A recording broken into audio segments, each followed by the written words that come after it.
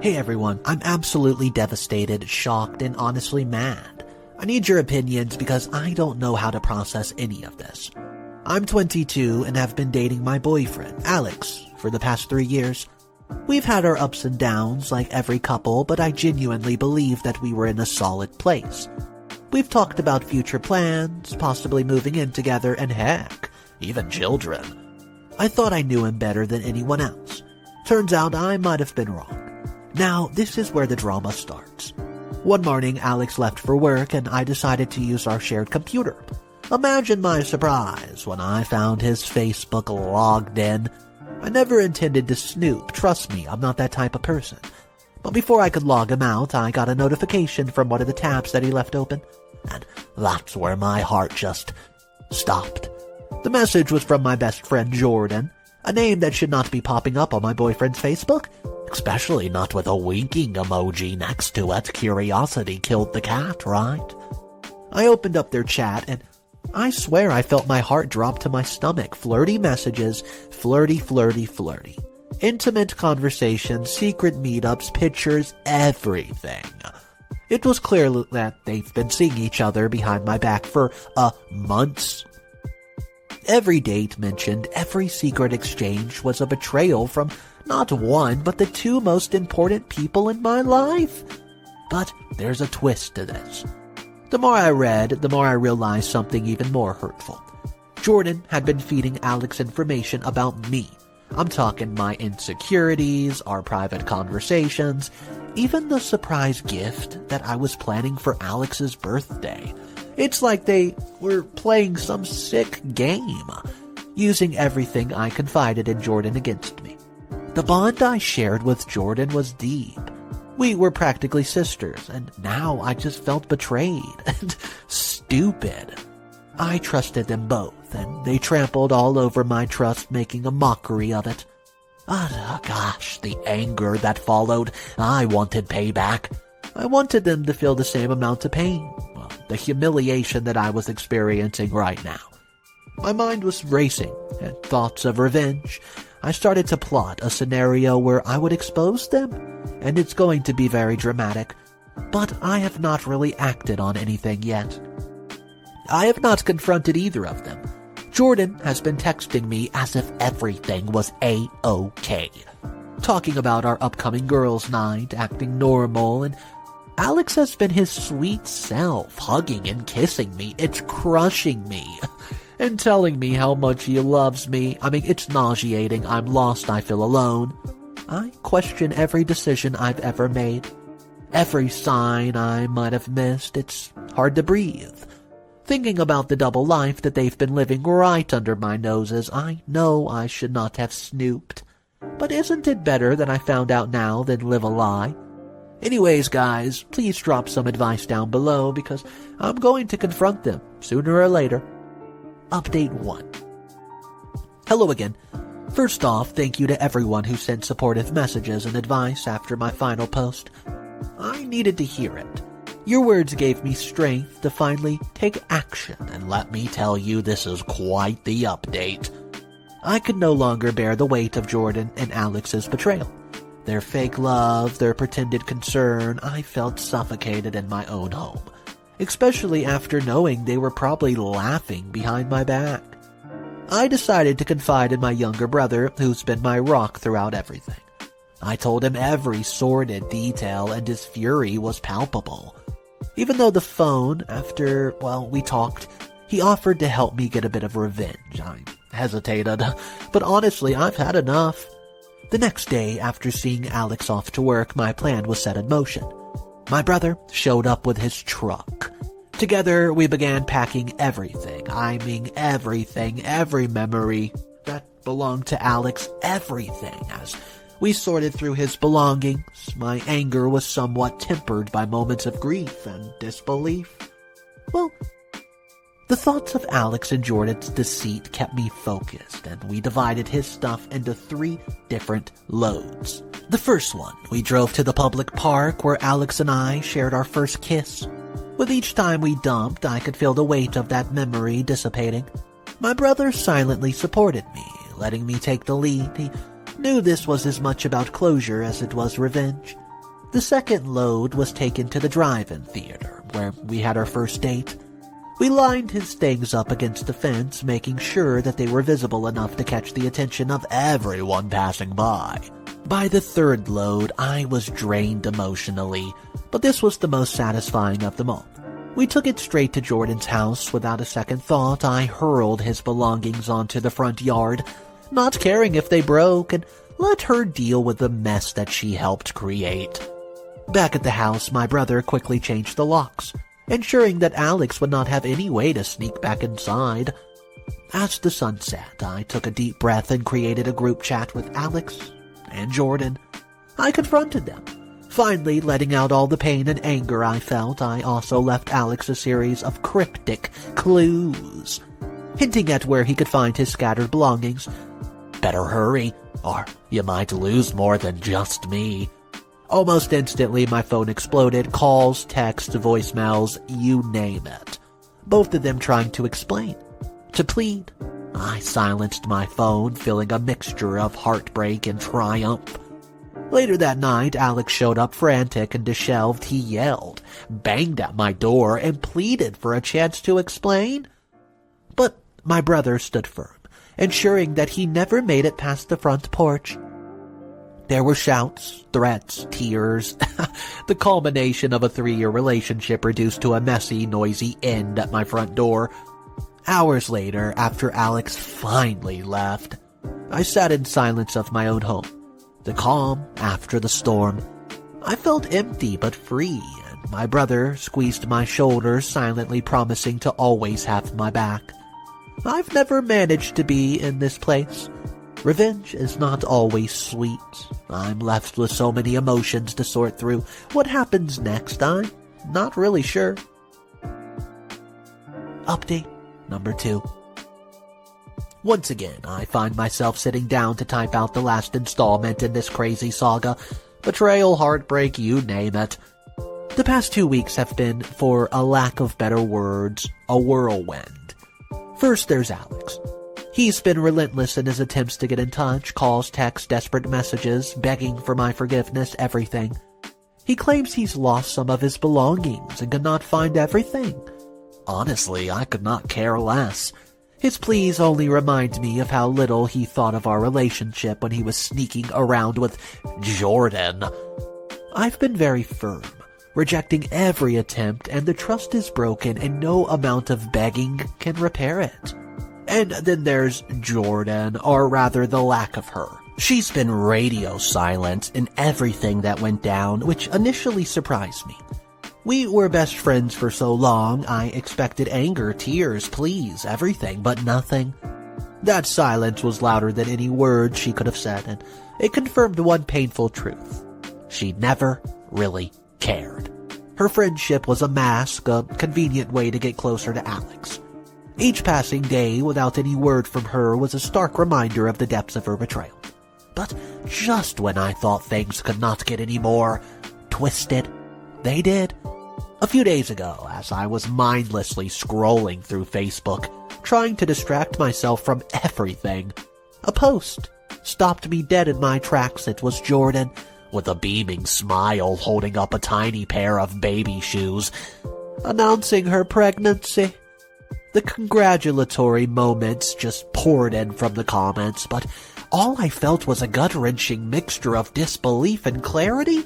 This timeline made it obvious who the father was.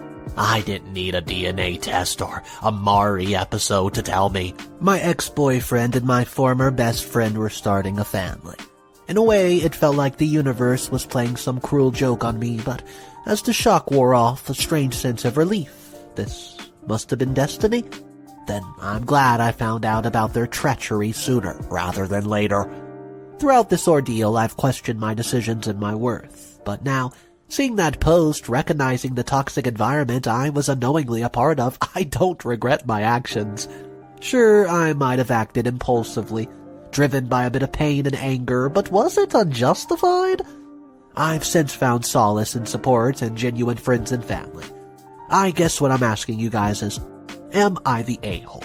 Do you think I took things too far, or Was my reaction to throw all his stuff out justified given the betrayal I've just experienced? Remember, there's 2 stories in today's video. The next story is titled, Am I the A-hole? For getting annoyed by my micromanaging coworker's behavior and getting payback with a beeper. But first, let's jump into some comments from the first story. Comment number 1 says this. Honestly, OP, I think that what you did to Alex was absolutely brilliant. But girl, you missed a beat by not plotting some sweet revenge on Jordan. Best friends are not supposed to be backstabbers like that. Maybe she needs a little taste of her own medicine?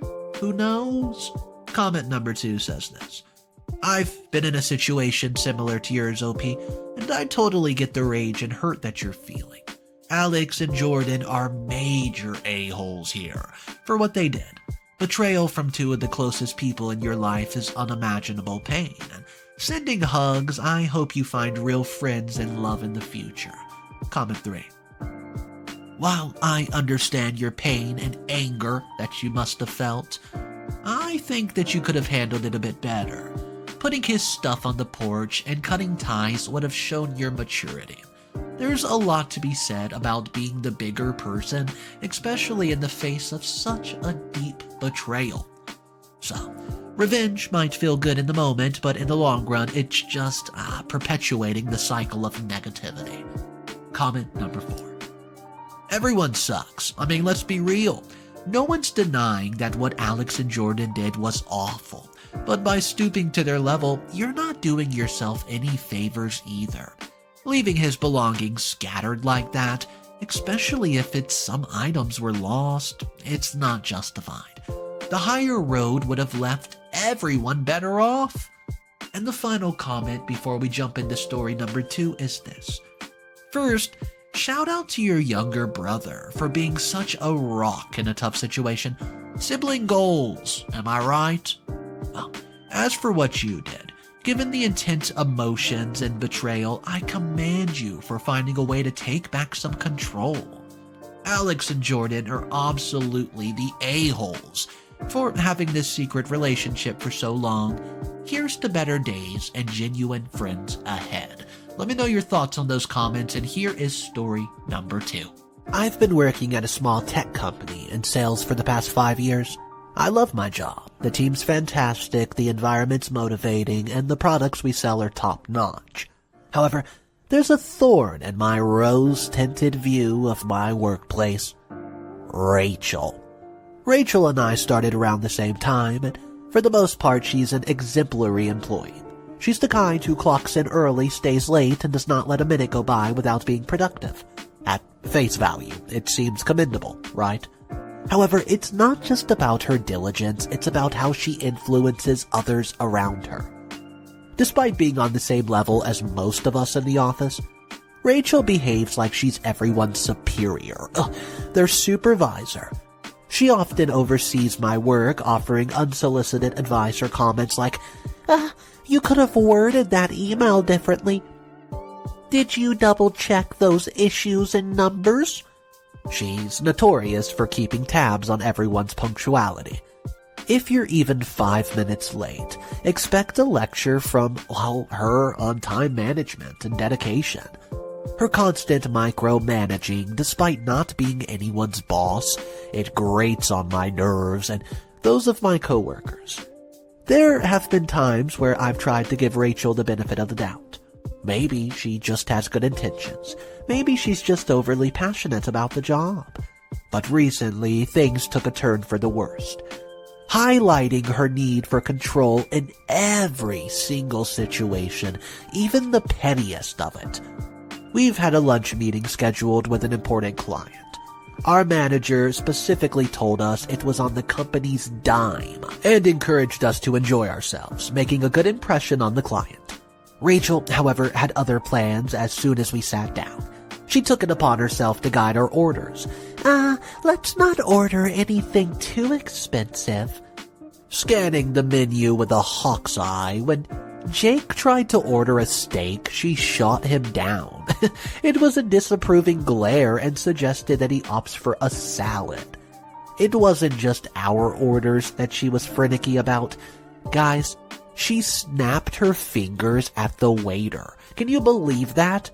Sent back her drink because it had, quote, too much ice, and made a scene about a tiny error on the bill. I mean, too much ice with free refills? What's wrong with her?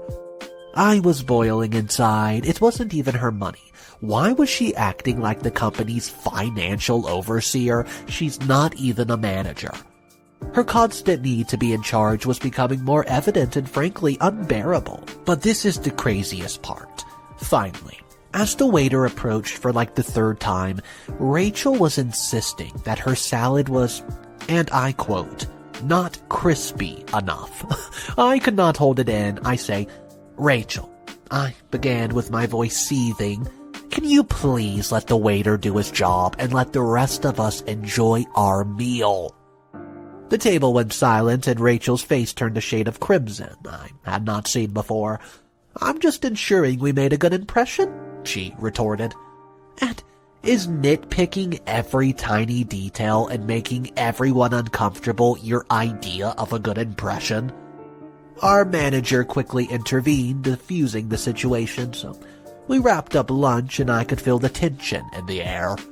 Well, thick enough to cut with a knife. The rest of the day was a blur. The murmurs in the office were loud, with everyone discussing the showdown, and I don't know what the repercussions of my outburst will be, but I felt it was a long time coming. Rachel has not spoken to me since the incident. I'm not sure where our professional relationship stands, but one thing is clear. Things at our small tech company won't be the same. Update number 1. Hey guys, I've got a lot of comments and everyone's asking for an update, so here it is, 3 weeks later. If you had hoped things would settle down, you're mistaken. Rachel, for the most part, acted like the restaurant showdown never happened, which you would think would be a good thing. However, she continued her passive-aggressive campaigns around the office and added zest. The comments persisted. Why is it that no one else refills the printer ink besides me? She would say out loud, and she even took a dig at some, other things, like, as petty as the office garbage can not being emptied. It's just basic hygiene. By this point, I was thoroughly fed up.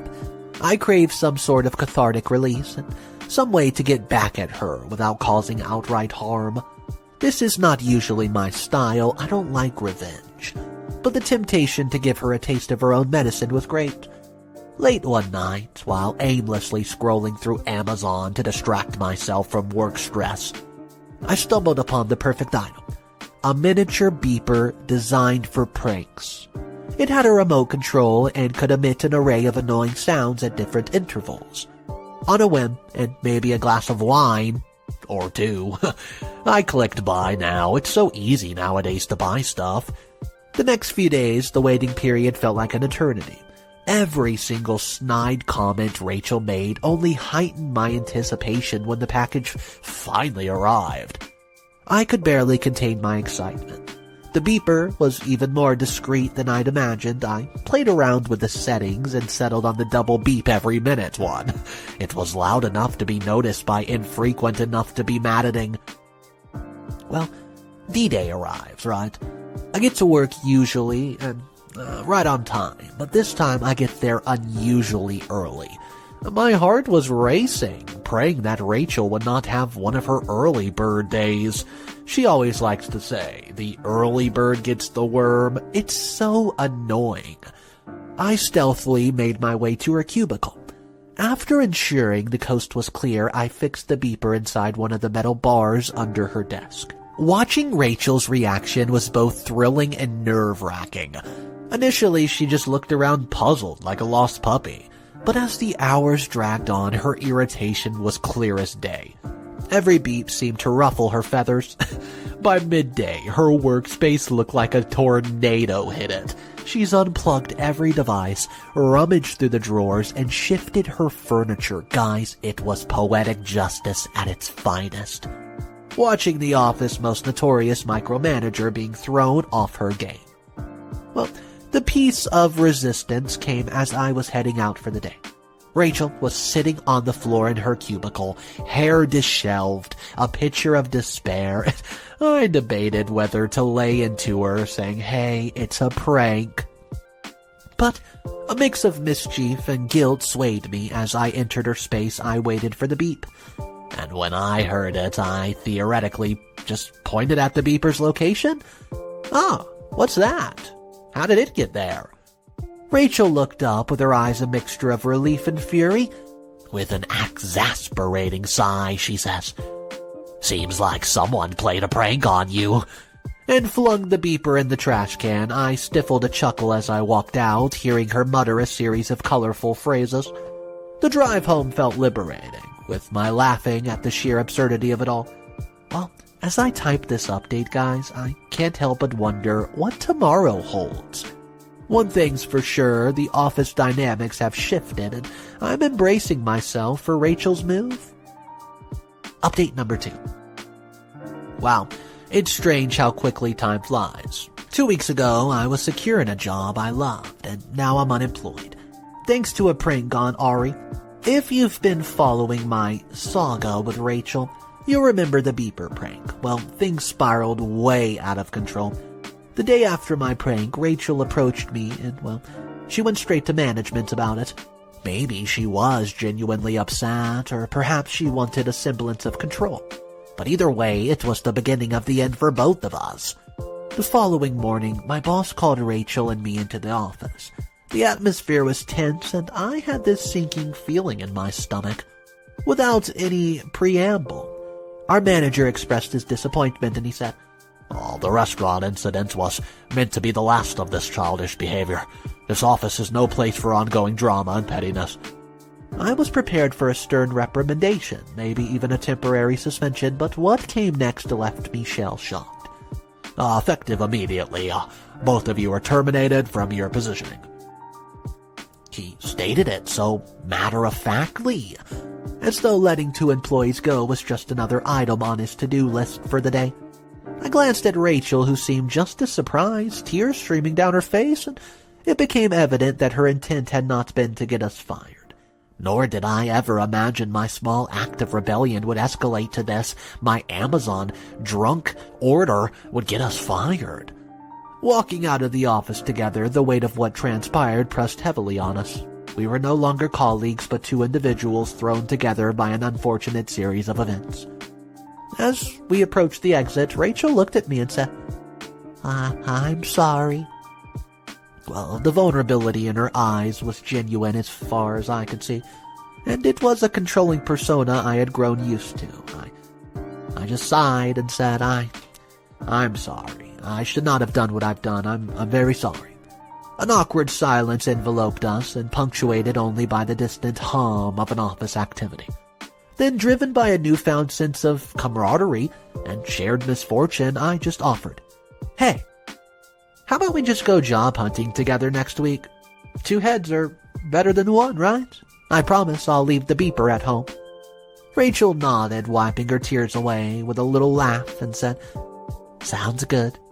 We exchanged numbers, promising to keep in touch, and now sitting at home, the enormity of what happened has weighed heavily on my conscience.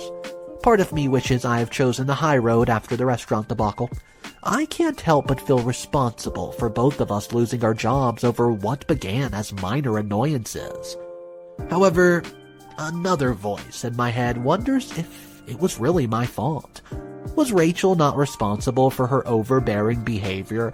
Did she not exasperate the situation by reporting a silly prank? It's a whirlwind to think about, so I'll ask you guys. Who do you think's the a-hole here? What a crazy story. Guys, I have some pretty insane comments. Here's comment 1. "Everyone sucks here. Look, I get that working with Rachel could be a pain, but come on. OP, you caused a full day's disturbance over your little prank. That's company time wasted right there. Rachel sounds like a nightmare, but you both handled it poorly. Your boss had a point. You should not be stirring up drama like this in a professional setting." Comment 2. Not the a-hole, OP. Rachel's behavior at the restaurant was way out of line. Publicly shaming service staff, especially while representing the company, that's a big no-no. So, your prank might have been petty, but firing you for that's a bit of an overreaction on your company's part. It was just a harmless prank. Comment number 3. You are the a-hole. Your boss, that is. Seriously, how is firing 2 long-term employees over a bit of drama the right call? Why didn't he intervene after the restaurant fiasco? This situation needed mediation, not immediate termination. Sounds like your boss just wanted to avoid the problem rather than addressing it. Comment 4. I had a coworker just like Rachel. She was unbearable and would pick at everything anyone did. But instead of taking matters into my own hands, I waited. Eventually, her actions caught up with her, and she was either let go or quit. Sometimes it's best to wait these things out and let karma do its business. But in this situation, Rachel's the a-hole. So guys, knowing those 4 comments, which one do you agree with the most? Drop your thoughts down below. I hope you enjoyed today's stories. Let me know if you like 2 stories in one video better than 1 story in one video. Once again, hit that subscribe button. I'll see you guys tomorrow, and just remember, it's cool to be kind. See ya.